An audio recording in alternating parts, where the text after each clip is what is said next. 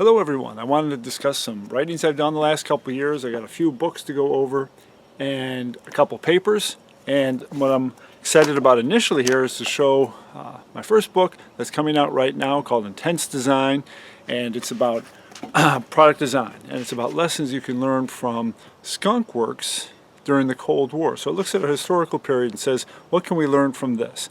And it's broken into three parts. The last part's real practical meat and potatoes, how to design things quickly, efficiently, and on the conceptual edge. The first two parts are kind of the more structured looks at skunk works, what they did, how they did it, involved with the SR-71 Blackbird design, the stealth fighter design, the Sea Shadow design, and then it goes back and looks at creative organizations and what makes them creative.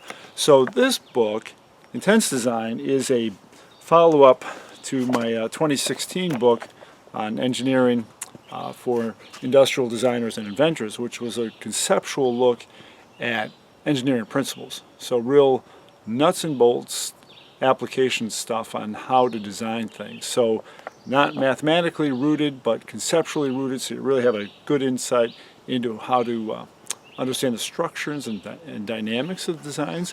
This one is sort of the how-to, how to make the products come to life quickly.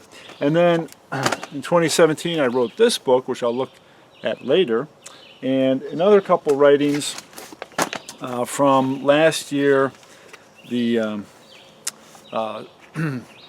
for the Design for All Institute of India, Steps Towards Integrative Palliative Care in the Developing World, which I worked with two friends of mine, Dr. John Ball and Dr. Alexander Nesbitt, both of whom are physicians in the area, and we looked at developing palliative care kits in the developing world that would be suitable for them.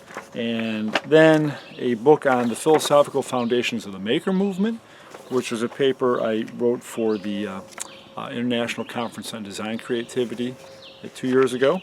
And it looks at the really academic philosophical foundations for making, and the thesis is that we make because we want to invent things, because we're interested in the artistic aspects of it, the no-holds-barred elements, and also the process of creating, just that actual process. So that's what that paper is about. So Natural Grace is a Christian book. It's a Christian-themed book about what things you can do in our area, what outdoor activities you can do, namely backpacking, rock climbing, boating of different sorts, hiking, skiing, both downhill and cross-country, all the wonderful things to do in our area.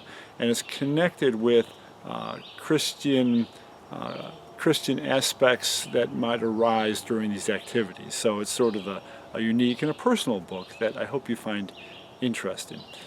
The other two books, again from this year, just released, and this one from 2016.